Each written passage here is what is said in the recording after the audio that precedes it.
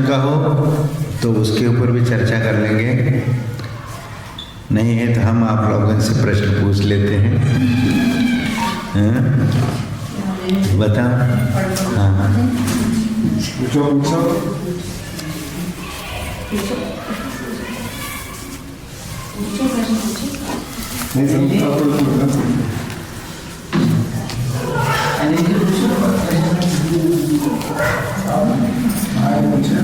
चलो ठीक है।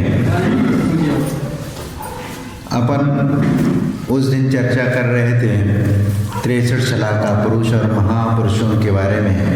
हम लोगों ने चर्चा की कि कितने महापुरुष होते हैं, कितने शलाका पुरुष होते हैं, और कुछ हुंडावसपणी के कालदोष के कारण बहुत सारी अनहोनी घटनाएं होती हैं। उन अनहोनी घटनाओं के बारे में भी कुछ हम लोगों ने समझने का प्रयत्न किया, लेकिन फिर भी कुछ और भी ऐसे बहुत सारे अनहोनी घटनाएं हैं। जैसे हमने आप लोगों को कुछ बताया था कि तीर्थंकर की पुत्रियां नहीं होती, तीर्थंकरों के ऊपर उपसर्ग नहीं होता, और सभी अयोध्या में जन्म लेते हैं और अयोध्या सम्य शिखर से मोक्ष चले जाते हैं। लेकिन हुंडावसपणी काल दोष के कारण कुछ तीर्थंकरों का जन्म अन्यत्र भी हुए अयोध्या को छोड़ करके, और कुछ तीर्थंकरों के निर्वाण भूमि सम्य शिखर न हो करके कुछ अन्य स्थान भी हो गए, जिसमें गिरनार भी आता है, अयोध्या भी, कैलाशपुर, कैलाश, चंपापुर, पावापुर, ऐसे कुछ स्थान आ जाते हैं। ये सब घटनाएं हुंडावसपणी काल दोष के कारण ही हैं। तो इस प्रकार और भी कुछ अनहोनी घटनाएं हैं, क्या आप लोग बता पाएंगे? इसके अलावा भी और भी कुछ यहाँ बैठे बैठे अपन उसकी भी चर्चा कर लेते हैं। कुछ याद आती हो ऐसी घटनाएं जो आपका समझ में आती है, हाँ ये हुंडावसपणी काल दोष के कारण ही इस प्रकार। वो तो बोल दिया कि तीर्थंकरों की जो पुत्रियां भी हुई हैं, वो पुत्रियां होती नहीं हैं, पुत्री ही होते हैं।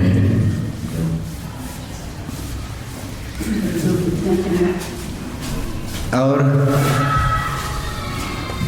भरत चक्रवर्ती के कितने पुत्र थे, कितने संतानें थी? 100। हमने किसका पूछा? भरत चक्रवर्ती का पूछा, हमने आदिनाथ भगवान का नहीं पूछा। हाँ?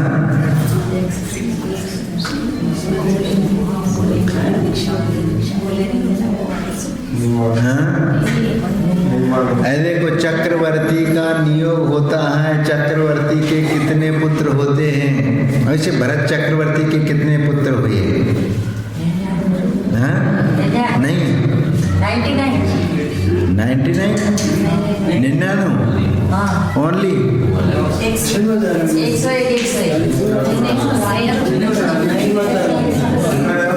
हाँ, 96,000 तो रानियां थी, लेकिन उनके पुत्र कितने थे?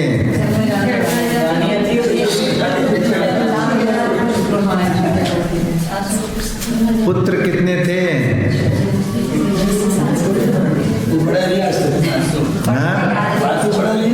पढ़ाई नहीं है। अच्छा, 60,000 पुत्र थे।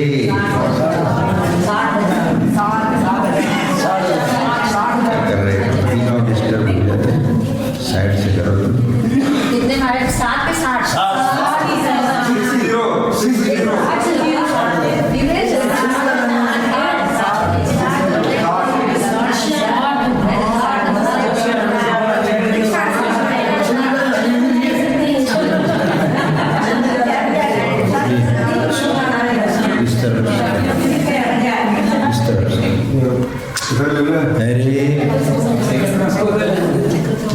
साइड में इधर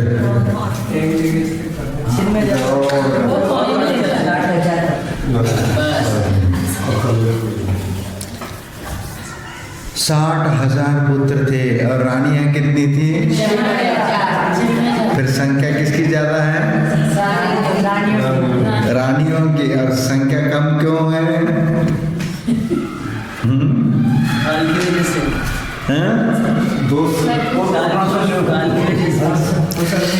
और उसमें देखो, एक चक्रवर्ती के 96,000 रानियां होती है, नियोग है। इसमें 32,000 रानियां ब्लेंचखंड से आती है, और 32,000 रानियां विद्याधर कॉलोनी से आती हैं, और 32,000 रानियां भरत क्षेत्र की होती हैं, आर्यखंड की। इस प्रकार ये 96,000 रानियां होती हैं। और इसके अलावा 60,000 पुत्र तो होते ही हैं। और जब कैलाश पर्वत पर 72 जिनालयों का निर्माण भरत चक्रवर्ती ने किया, तो उन 72 जिनालयों की रक्षा, जिसमें स्वर्ण की ईंटें लगी हैं, ऐसा नहीं कि वो कोई सामान्य, क्योंकि चक्रवर्ती का वैभव 9 निधियां 14 रत्न, तो उन सब संपत्ति का उपयोग करके उन मंदिरों का निर्माण किया। और वो भी रत्नों के प्रतिमा, 500 धनुष की वह प्रतिमाएं। 500 धनुष का मतलब क्या, जितनी उस समय भगवान की हाइट थी, तो उस हिसाब से, क्योंकि एक धनुष कितने फीट का होता है? 6 फीट का। 6 फीट का एक धनुष होता है। तो ऐसे 500 धनुष की हाइट की वो प्रतिमाएं वहाँ कैलाश पर्वत पर बनाए हैं। 3,000 फीट की वो प्रतिमाएं, और वहाँ पर मंदिर का निर्माण किया। और जिसमें ऐसे सुनते हैं शास्त्रों में, जैसे कहते हैं कि स्वर्ण की ईंटें लगा करके उन मंदिरों को बनाया गया। लेकिन आज हमें उन मंदिरों का दर्शन सहज नहीं है, क्योंकि दुर्लभ है, क्योंकि वह सभी मंदिर बर्फ के नीचे दबे हुए हैं। और वहाँ वो बर्फ कभी, अब ये देखो उस समय क्या परिस्थितियाँ होती होगी मंदिर निर्माण के, लेकिन आज परिवर्तन ऐसे उस जगह पर हुआ है कि वहाँ हमेशा बर्फ बना रहता है, गिरता रहता है। लेकिन जिस समय आदिनाथ भगवान वहाँ पर कैलाश पर्वत पर जा कर के साधना करी होगी, तो क्या उस समय भी बर्फ गिरता होगा?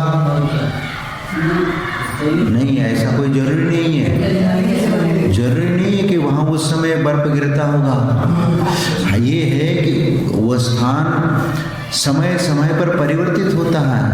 आप देखो, एक समय अरब कंट्री में वहाँ पर कुछ भी पेड़ पौधे नहीं थे, रेगिस्तान था। और आज वहाँ जा करके देख लो, रेगिस्तान को भी हरा भरा कर दिया। पानी भले ही इधर से जाता है, लेकिन पेट्रोल वहाँ से निकलता है। और पेट्रोल से इतनी कमाई उनने कर ली कि पूरी दुनिया को अपनी मुट्ठी में कर लिया उन्होंने। तो ऐसी स्थिति में आप विचार करो कि वहाँ उस स्थान को कैसे बदल दिया गया। और इसके अलावा जो भूकंप होते हैं या और भी प्रकृति से उपसर्ग जो होते हैं, उनके कारण भी क्षेत्र का डायमीटर बदलता जाता है। क्योंकि ये परिवर्तनशील संसार है, तो हमेशा उत्पाद, व्यय और द्रव्य ये इसमें बना रहता है। तो कहीं निर्माण हो जाता है, कहीं विनाश हो जाता है, और कहीं उसका अस्तित्व जो का त्यों बना रहता है। जैसे सम्य शिखर और अयोध्या, ये शाश्वत स्थान है। अयोध्या जब प्रलय काल हो जाएगा, प्रलय काल में भी अयोध्या और सम्य शिखर जी के उस स्थान को कुछ नहीं होगा। प्रलय काल में वो समाप्त नहीं होंगे और वो ज्यों का त्यों बने रहेंगे। उसी स्थान पर दोबारा अयोध्या नगरी की रचना होगी। अयोध्या नगरी की रचना होगी और सम्य शिखर, क्योंकि जिस भगवान को निर्वाण हो जाता है सम्य शिखर पर, उस स्थान पर हर भगवान के निर्वाण भूमि पर स्वस्तिक बनाते हैं। लेकिन जिस समय प्रलय काल होता है, प्रलय काल में तो पूरी धरती बह जाती है और ये 1 योजन जो पृथ्वी, चित्रा पृथ्वी ऊपर उठी है, समुद्र से ऊपर उठी है, पंचम काल में है। और ये पूरा प्रलय काल के समय पूरा जल करके राख हो जाएगी। प्रलय काल में जल करके, उस समय प्रलय काल में वज्र गिरेंगे, अग्नि की वर्षा होगी, आंधी तूफान 7 दिन से ऐसे 49 दिन तक ये प्रलय काल होगा। और इतनी महाभयंकर प्रलय होगा कि वहाँ कुछ भी नहीं बचेगा, सब पानी में बह करके चले जाएंगे। और जो प्रलय काल के पहले जो इंद्र इस धरती पर आकर के 72 युगलों को सुरक्षित ऐसे विजयार्थ पर्वत के उन स्थानों पर ले जा करके रखता है जहाँ पर प्रलय काल का असर नहीं पड़ता। जो विद्याधर कॉलोनी में है या विजयार्थ पर्वत के कुछ स्थान ऐसे हैं वहाँ प्रलय काल का असर नहीं पड़ेगा।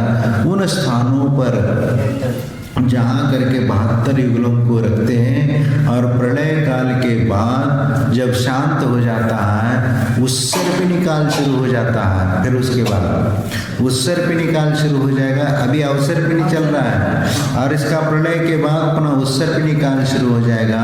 तो छठा काल का उत्सर्पिणी का काल भी अब शुरू हो जाएगा वहाँ से और धीरे धीरे विकास होता जाएगा। आज जो विकास हो रहा है वह विकास है क्या है? विनाश की ओर हम बढ़ रहे हैं, वह विकास नहीं है। जिसको आज हम इतनी तरक्की समझ रहे, इतना क्षेत्र का देश का विकास मान के चल रहे, इतनी आधुनिक यंत्र निर्माण करते जा रहे, इसको हम विकास समझ रहे हैं। लेकिन ये विकास नहीं, हमारी आवश्यकता की पूर्ति के लिए जिस चीज़ का अभाव हुआ उस चीज़ को हमने अपने हिसाब से उसको डेवलप कर लिया, उसका उत्पादन कर लिया। इसीलिए क्योंकि उस अभाव की पूर्ति करने के लिए हमने नया खोज किया, उसको विकास नहीं कहा जाता। क्योंकि धीरे धीरे देखो, जैसे आप पहले जो लकड़ी के द्वारा अग्नि का उपयोग आप करते थे, लकड़ी कम हो गई तो मिट्टी का तेल आ गया। मिट्टी का तेल और कोयला भी चलता रहा और धीरे धीरे अब पेड़ पौधे भी ये हो गए, अब गैस आ गया। अब गैस आ गया तो आप समझते हैं कि गैस की खोज करी विज्ञान ने और वह उपयोग करने लगे।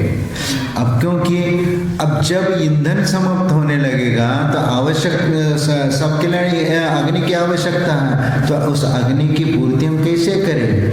क्योंकि जंगल तो रहा नहीं, पहले जितना था उतना ईंधन शहरों में उपलब्ध संभव नहीं है। तो उसकी पूर्ति के लिए खनिज संपदा से वो एनर्जी प्राप्त करने के लिए खोज हुआ और गैस का गैस एक चीज हुआ।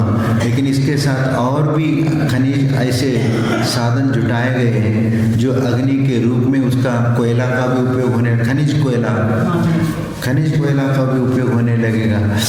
और भी ऐसे बहुत सारी चीजें हैं जो आप कल्पना नहीं कर सकते हैं।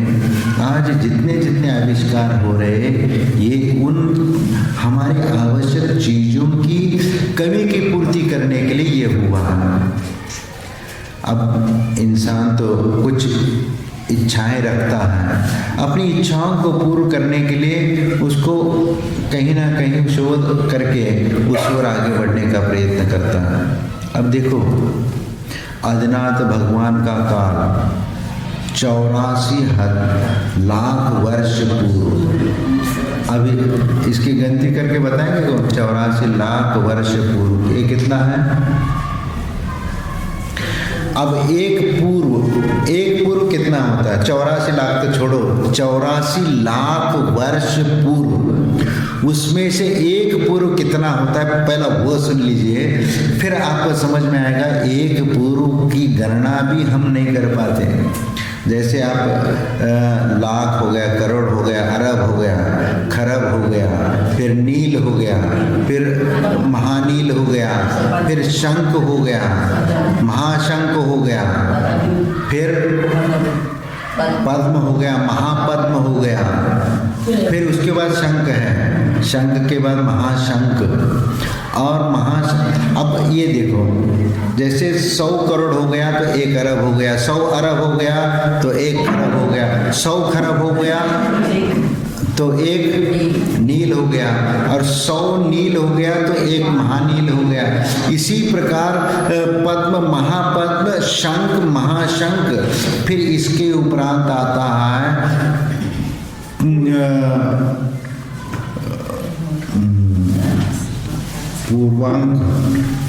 पूर्वांक एक पर्व भी आता है, लक्ष्य। ऐसे 100 महाशंख का एक पर्व,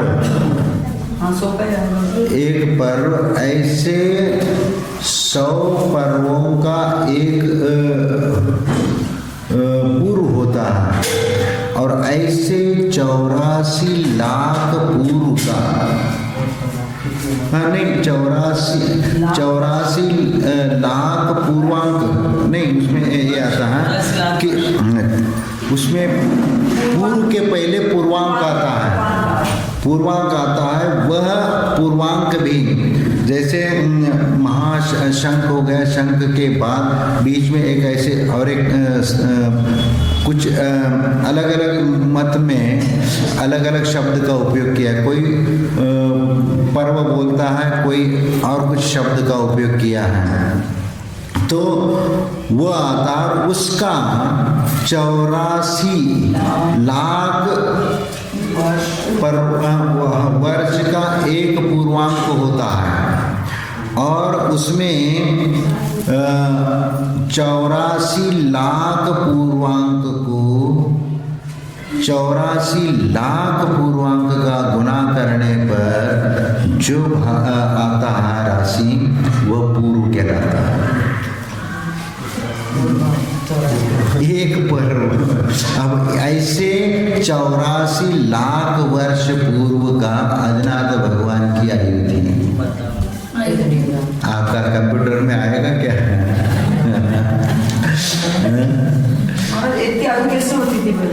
वो चतुर्थ काल का, तृतीय काल का आखिरी टाइम था, और शास्त्रों में कहा है तिलय पन्नति तिलय साल में सभी भगवानों की उम्र दिया है, और एक नहीं शला का पुरुष जितने हैं सबका वर्णन, महापुरुषों का वर्णन, उनकी उम्र, उनकी आयु, उनके माता पिता, उनके संतान, सब वर्णन किया हुआ। आज का ज्ञान तो है नहीं वो, क्योंकि आज ये सब हम बता सके उतना दिव्य ज्ञान तो है नहीं है, लेकिन उस समय जो भगवान महावीर और उनके उत्तर में जो गणधर परमेष्टि हुए, उनने केवल ज्ञान प्राप्त करके, और भी जो केवली श्रुत केवली हुए, उनके द्वारा ये बताए गए ये संख्या है। उस समय प्रश्न श्रेणिक राजा ने भगवान महावीर को 60,000 प्रश्न पूछे। 60,000 प्रश्न पूछे, और उसी पर ग्रंथ लिखे गए। और आज जो हमारे पास ग्रंथ है ना, एक पैराग्राफ मात्र है, जो भी जितने ग्रंथ आज, और उसमें भी हम लोगों के एक लाइन का भी ज्ञान नहीं है। कितना पढ़ पाते, कितना स्वाध्याय कर पाते हैं। अब ये जो ग्रंथ शास्त्र है, चाहे वह रत्नकर्ण श्रावकाचार हो, चढ़ाला हो, ये तो बहुत छोटे ग्रंथ हैं। ये तो एक पैराग्राफ मात्र समझ लीजिए, ये तो कुछ भी नहीं।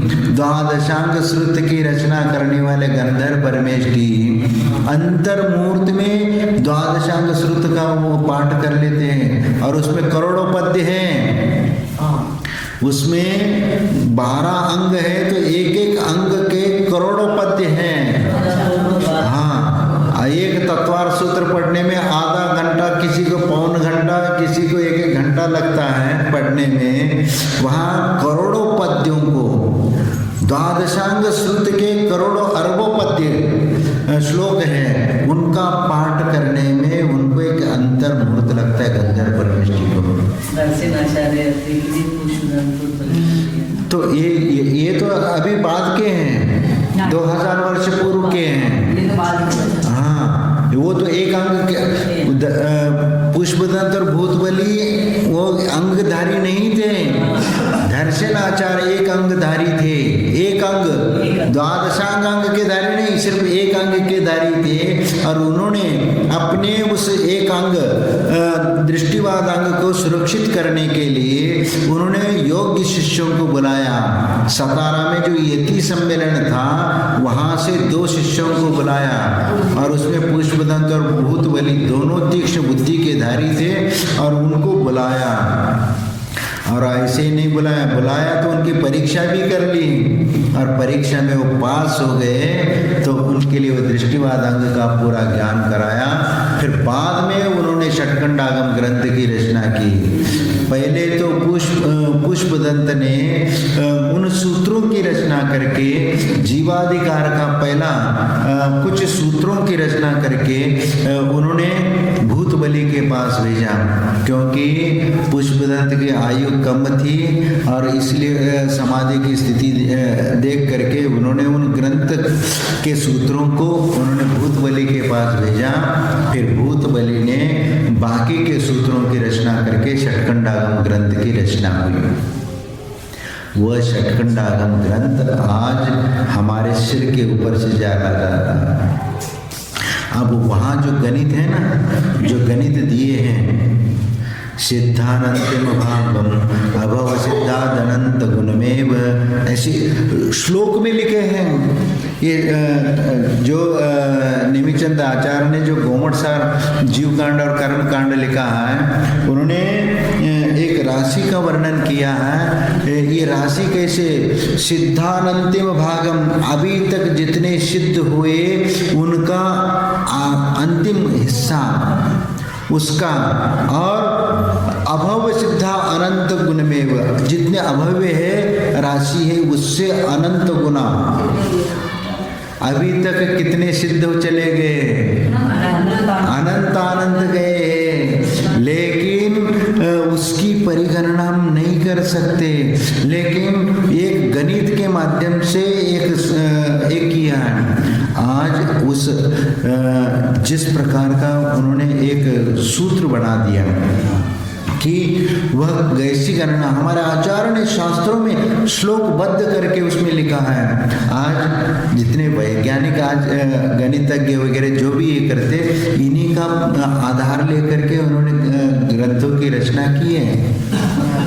गणित का विकास जो हुआ, हमारे एक महावीर कीर्ति महाराज हुए जो बहुत पुराने, जिन्होंने एक गणित सार ग्रंथ लिखा है और वह श्लोकबद्ध ग्रंथ गणित सार है।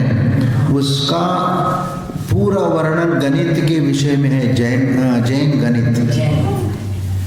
अब विचार करो कि उसमें षट्खंडागम ग्रंथ में या गोमटसार कर्मकांड जीवकांड में जो गणित दिए हैं, वह गणित जैसे आज के गणित में बीज गणित का वगैरह उल्लेख किया जाता है, एक्स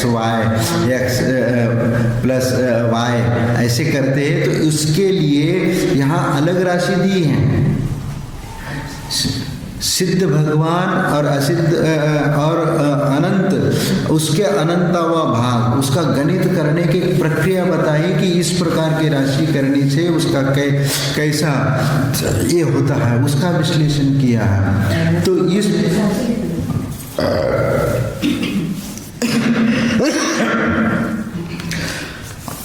तो जब हम उस इतिहास की ओर देखते हैं और आज वर्तमान स्थिति को देखते हैं, तो हम लोगों का ज्ञान कुछ भी नहीं है, जीरो है उस ज्ञान के आगे। और आज उतना ज्ञान का क्षयक्षम भी नहीं है, क्योंकि उस समय उनका ज्ञान का क्षयक्षम अधिक था, ज्ञान भी अधिक था और स्मरण शक्ति भी अधिक थी, क्योंकि उनकी पूर्व कोटि आयु। अब पूर्व कोटि आयु को अब विचार करो कि पूर्व कोटि आयु कितनी होती है। 1 करोड़ को अभी ये है कि 1 करोड़ को 1 करोड़ से गुना करने पर जो राशि आई, एक पूर्व कोटि आयु कहलाती है। कोड़ा कोड़ी सागर, यानी वह चतुर्थ काल का जो ये है कि जैसे 1 करोड़ को 1 करोड़ सागर से गुना करने पर जो राशि आती, कोड़ा कोड़ी सागरोपम, सागर की कल्पना भी इतनी बड़ी है कि आप समझ नहीं पाएंगे एक सागर किसको कहते हैं। तो ऐसे कोड़ा कोड़ी सागर की में उसमें वर्ष की गिनती होती है, तो वर्ष ज्यादा नहीं है। एक वर्ष यानी 65 दिन का, एक 365 दिन का एक साल हो जाता। तो इस प्रकार पूर्व कोटि की आयु जो होती है वो कोड़ा कोड़ी सागर की जो स्थिति है उससे बहुत कम है। और इसीलिए जब एक सागर की गणना करने के पहले अपन एक पल्ले की आयु कितनी होती है, 1 पल्ले, 2 पल्ले, 3 पल्ले की आयु उस भोग भूमि काल में होती है कि 3 पल्ले का आयु जो उत्तम भोग भूमि है 3 पल्ले की आयु, मध्यम भोग भूमि में 2 पल्ले की आयु और जघन्य में 1 पल्ले की आयु होती है। अब 1 पल्ले कितना होता है कोई बताएगा?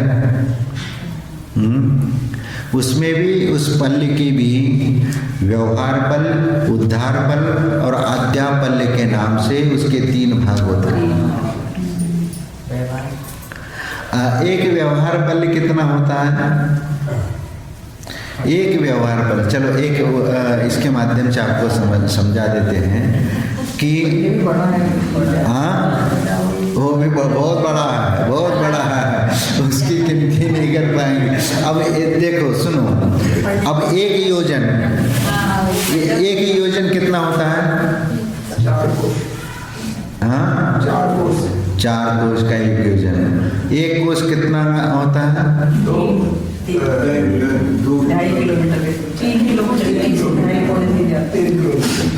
1 कोष कितने का होता है? 3 किलोमीटर। 2 मील का 1 कोष और 1.5 किलोमीटर का एक मील। भाई आप किलोमीटर की गिनती में ना गलती करोगे, लेकिन शास्त्रीय भाषा में बताओ कि 1 कोष 2 मील का 1 कोष, 2000 धनुष्य का 1 कोष। एक धनुष 6 फीट का। तो इसके अलावा आप गिनती कर लीजिए कि लगभग 3.25 किलोमीटर का, क्या 3.25 किलोमीटर का 1 कोष हो जाता है। ये लघु कोष है। महाकोश जो है वो महायोजन, एक लघु योजन एक महायोजन होता है। जो लघु योजन में जो होता है तो वह नगर है, मनुष्य का उत्सेद है, ये अलग अलग नाप होता है। लेकिन महायोजन से द्वीप समुद्रों का नाप किया जाता है। तो वो एक महायोजन 2000 कोश का होता है।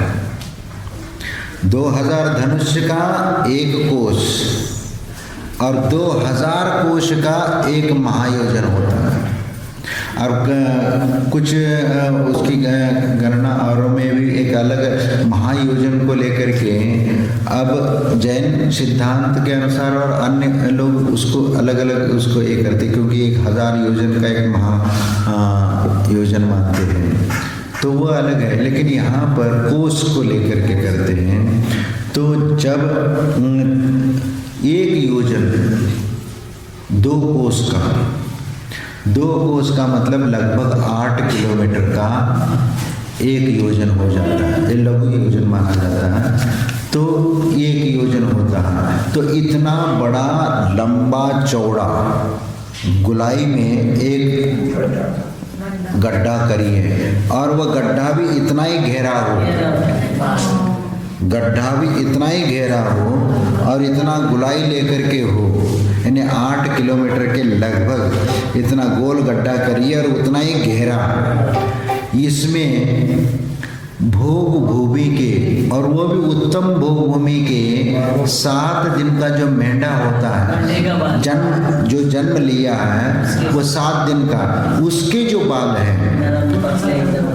इसके जो बाल है, कर्म भूमि का मेंढा जो होगा उसके बाल मोटे होंगे, उसके नरम भी और पतले भी होंगे, और कर्म भूमि में जो मेंढा का 7 दिन का मेंढा होगा उसके बाल, और उत्तम भूमि में जो मेंढे का जन्म होता है उसके बाल उससे बहुत सूक्ष्म होता है। तो उस बाल को लेकर के 7 दिन के भीतर के जो मेंढे हैं, मेंढे के बच्चे, उनके बालों से, यानी एक उदाहरण बता रहे कि उतने सूक्ष्म बालों को लिए और उसको कैंची से इतना टुकड़े करिए कि दोबारा उसका टुकड़ा न हो सके।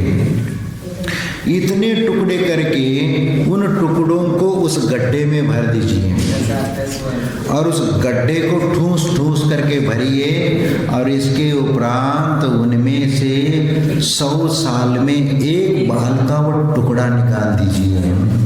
और ऐसे करते करते करते जब वो गड्ढा पूर्ण रूप से खाली हो जाएगा तब एक व्यवहार पल्य होता है, एक व्यवहार पल्य होता है। फिर उसके उपरांत उद्धार, एक व्यवहार पल्य होगा, तो व्यवहार पल्य का जो बाल का टुकड़ा था जो कैंची के द्वारा टूटा नहीं था, तो उस बाल को भी बुद्धि के द्वारा उसके असंख्यात टुकड़े करिए, बुद्धि के द्वारा उसके टुकड़े करिए, और फिर उसको गड्ढे में भर दीजिए। और उस गड्ढे में भरने के उपरांत आप हर वर्ष एक टुकड़ा उसमें निकालते जाओ, जब वह खाली हो जाएगा तब वह उद्धार पल्य हो जाएगा। और इसी प्रकार अब ये जो एक व्यवहार पल्य, उद्धार पल, अद्यापल्य, और ऐसे 10 अद्यापल्यों का एक सागर होता है। विचार करो, ऐसे 3 गड्ढों का अलग अलग विश्लेषण किया है। एक तो कैंची से टुकड़ा करो, बुद्धि से टुकड़ा करो, और फिर उसमें भी एक तीसरे स्थान पर तो और उसका विश्लेषण बताया है कि वह अद्यापल्य, हाँ, क्योंकि अब उसकी जो गणना है ना सामान्य रूप से हम कर ही नहीं पाएंगे, इस प्रकार है। तो इस प्रकार 10 अद्यापल्यों का फिर एक सागर होगा। विचार करो कितना, और ये हम अपने दिमाग से बहुत ऊपर है। ऐसे वह घटता घटता ह्रास होता होता आज हम लोगों के पास जो ज्ञान आया है, और हमारा शरीर, अवधाना वगैरह, जो 3 कोश का वो शरीर था उत्तम भोग भूमि में, फिर 2 कोश, 1 कोश आदिनाथ भगवान के समय आखिरी में देखो जगन्य भोग भूमि में जो 1 कोश की आयु थी उसकी शुरुआती में, और तृतीय काल के अंतिम में 500 धनुष लगे, यानी आदिनाथ भगवान के 500 धनुष ऐसे घटता घटता आया। फिर चतुर्थ काल में वह 500 धनुष की हाइट मान लिया, और भगवान महावीर तक आते आते 7 हाथ के लगे, और भगवान महावीर से अब तक घटते घटते 7 हाथ वाला तक कोई इंसान आज विद्यमान ही नहीं है। आप पीछे 7 हाथ का मतलब कितना हो गया? 10 फीट हो गया। 10 फीट का आदमी कोई है दुनिया में? कोई नहीं है। 8 फीट 9 इंच तक है। 8 फीट 9 इंच के आदमी हैं। भारत में भी एक इंसान है जिसकी हाइट 8 फीट के ऊपर है, 3 या 4 इंच वाला है। अच्छा लंबा चौड़ा है, उसके सामने जो भी खड़ा हो इतना सा दिख जाता है, क्योंकि आज जो हम लोगों की हाइट 4-5 फीट की है और आपसे दुगुना हो गई उसकी हाइट।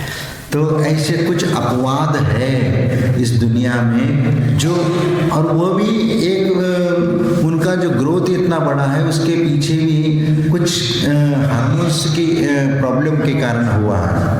शरीर के हार्मोन्स, जैसे किसी का वो ये होता है कि शरीर मोटा होने लगता है या कहीं दुबला होने लगता है, जैसे क्या बोलते हैं उसको, थायराइड से इस प्रकार स्थिति होती है। तो उस प्रकार ऐसे कुछ हार्मोन्स की प्रॉब्लम के कारण उनका ये शरीर का ग्रोथ इस प्रकार होता है। तो ये लेकिन परिस्थिति के अनुसार और हमारी हाइट घटते घटते अब इतनी रह गई, लगभग 5.5-6 फीट, 6 फीट के भी गिनती के आपको मिलेंगे।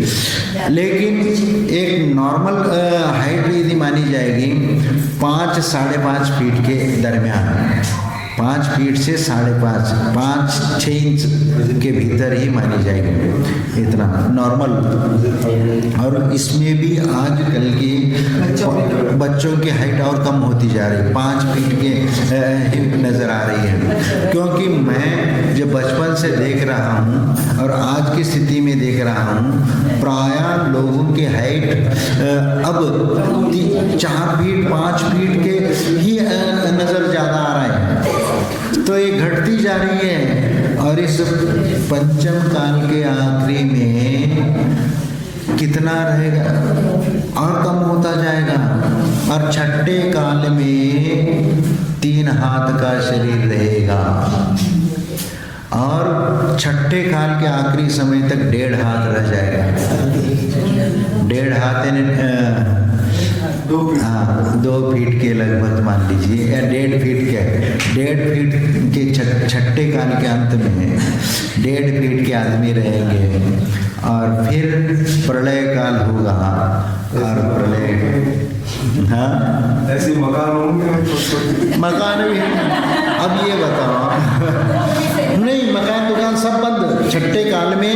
देखो सुनो सुनो सुनो सुनो, छठे काल में न मकान रहेगा न दुकान रहेगा, न कपड़े रहेंगे न कुछ रहेगा। सब जैसे यथाजात रूप, जैसे आपने जन्म लेकर के आए वैसे ही तुम्हारी जिंदगी, जैसे पशुओं के समान।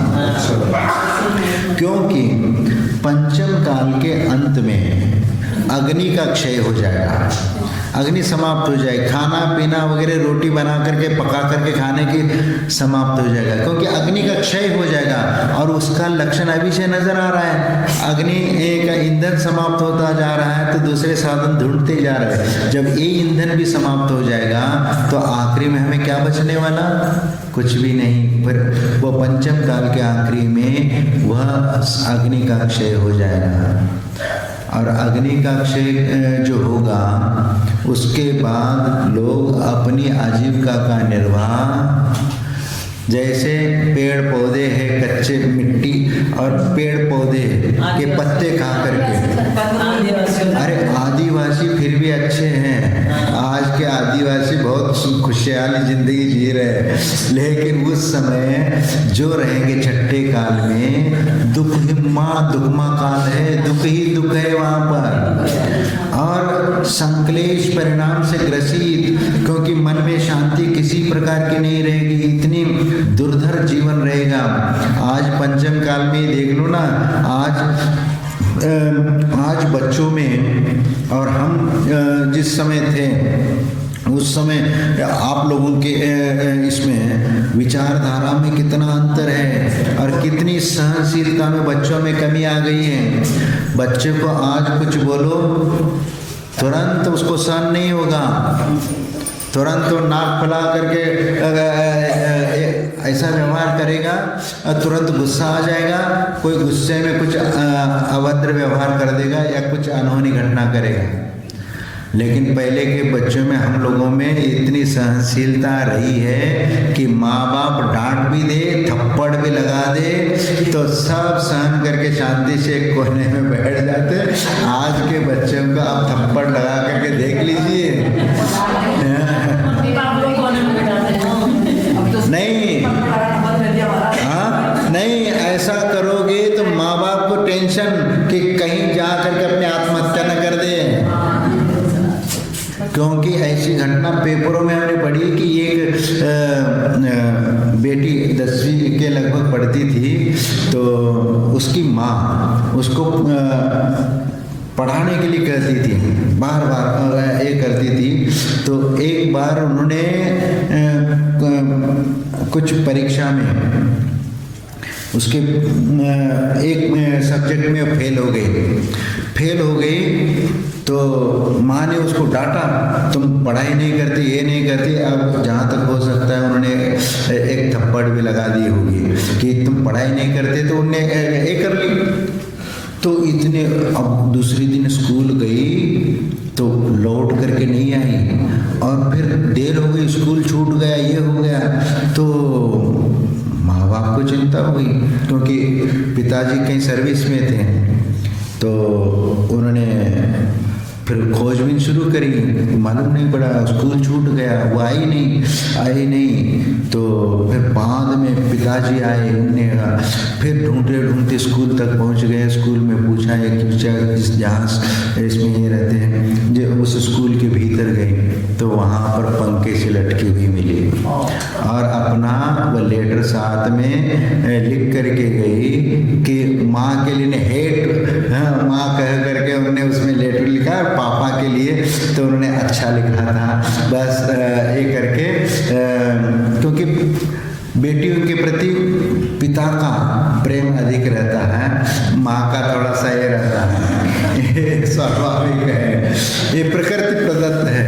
और माँ का प्रेम बेटे के प्रति ज़्यादा रहता है, लड़की से कम से प्यार रहता नहीं रहता है, लेकिन एक स्वभाव था, एक वो रहता है। तो उस समय फिर वो लड़की, लेकिन माँ का दृष्टिकोण ऐसा थोड़ी हो, क्योंकि वो समझने की बात होती है, यानी इतना भी वो सहन नहीं, माँ ने डांटा, यदि फटकार लगा दी तो इसका मतलब ये है कि ऐसा कदम उठाना ये दुर्गति का कारण है।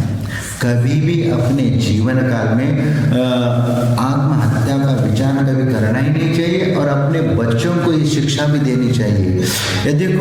यदि मान ली हार जीत में भी बच्चे अपनी जिंदगी को ये कर लेते, यदि फेल हो गए तो मैं तो मर जाऊंगा, मैं तो रहना नहीं चाहूँगा।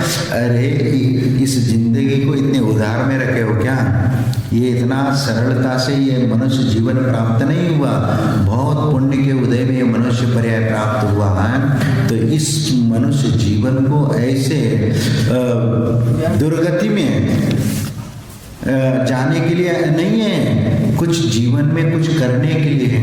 इसलिए आत्महत्या करके दुर्गति का ही रास्ता खुलेगा, उससे समस्या का समाधान नहीं है। क्योंकि यहाँ संक्लेश परिणाम के साथ मरेगा तो वो दुर्गति यानी नरक आदि में ही चला जाएगा। और नरकों का दुख तो आपको मालूम है, नहीं हुआ तो छड़ाला में सुन लेना, वहाँ तहा भूमि पर सत दुखईशु बीचू सहसट से नहीं तिशु तहाराद श्रोणित वाहिनी क्रमिकुल कलित देह दाहिनी। देखो, 1000 बिच्छुओं का दंश करने पर जितनी पीड़ा होगी उससे भी महाभयंकर पीड़ा वह नरकों में, नरक भूमि से स्पर्श करने मात्र से होती है। विचार करो। लेकिन आज की कोई पीढ़ी मानने को तैयार नहीं, क्योंकि स्वर्ग नरक क्या है, यहीं पर स्वर्ग नरक है, कोई वहाँ यह है ही नहीं है। लेकिन ये क्योंकि आज कोई भी सिद्ध नहीं कर सकता स्वर्ग है क्या नहीं है। भैया इस जीवन में जो नरक और स्वर्ग, इसी में खुशहाली जिंदगी जियो तो स्वर्ग है, और यदि लड़ाई झगड़ा में करो तो नरक है, ये इसको मानता है। लेकिन ये नहीं, वास्तव में भी है। स्वर्ग नरक की परिकल्पना आज से नहीं है, और हमारे पूर्वाचार्यों ने ग्रंथों में लिख करके गए हैं। और इसीलिए आचार्य जो भगवान के उपदेश को सुन करके जो ग्रंथ लिखे गए हैं, भगवान ने जो उपदेश दिया है, ऊर्ध्वलोक, मध्यलोक, अधोलोक का वर्णन जो किया गया है वो झूठ नहीं हो सकता। लेकिन उसको समझने की बात है। जो विज्ञान कहता है कि पृथ्वी घूमती है, ऐसे है ना, पृथ्वी घूमती है, नहीं विज्ञान क्या मानता है? पृथ्वी घूमती है। हाँ, विज्ञान तो यही कहता है। हाँ, और सूर्य चंद्रमा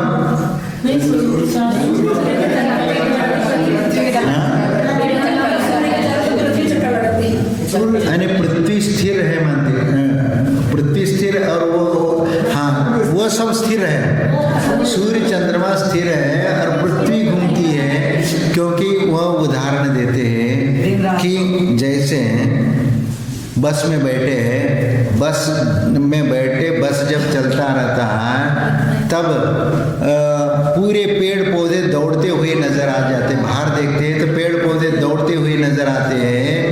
तो उसका उदाहरण दे करके, जैसे हम इस पृथ्वी पर बैठे हैं तो पृथ्वी घूम रही है और वो भागते हुए नजर आ रहे हैं। जैसे पेड़ पौधे स्थिर है लेकिन फिर भी वह पीछे भागते हुए नजर आ रहे हैं, उसी प्रकार सूर्य चंद्रमा ऐसे विज्ञान ये करता है। लेकिन विज्ञान को ये भी समझना चाहिए, क्योंकि पृथ्वी स्थिर है और गोल नहीं, वह सपाट है, सपाट है।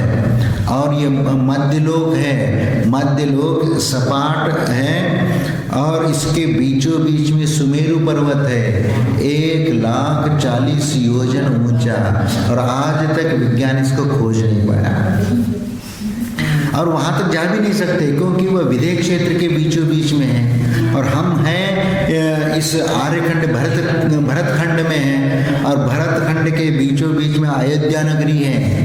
ये अयोध्या नगरी इस भरतखंड के बीचों बीच का स्थान है।